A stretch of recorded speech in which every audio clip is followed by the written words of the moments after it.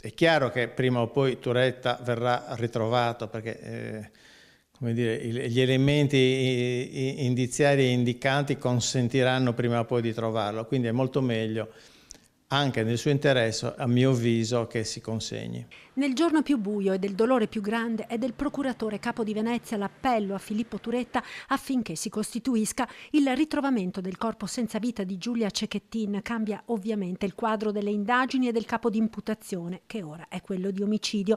Ed anche se quello che era l'obiettivo principale delle ricerche frenetiche di questa settimana, ritrovare Giulia ancora in vita, è purtroppo venuto meno stamattina nel canalone sulla strada che da Barcis porta a Piancavallo, rimangono ancora tanti aspetti da chiarire.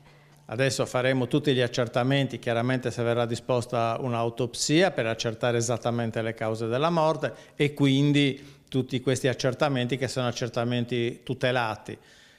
Certamente si continuerà a cercare anche il ragazzo ed è in questo quadro che ritengo che sarebbe opportuna una sua versione dei fatti. Come e quando la povera Giulia sia morta lo accerteranno nei prossimi giorni gli esami dei medici legali ed il procuratore non si sbilancia nemmeno sui primi accertamenti eseguiti sul posto, sul corpo della ragazza. Non ritengo che sia opportuno parlare di prima immagine, è necessario fare tutti gli accertamenti su un caso così in qualche maniera non solo complesso ma che ha anche colpito l'immaginario collettivo in maniera così pesante. Dare indicazioni senza certezze non mi sembra che sia corretto.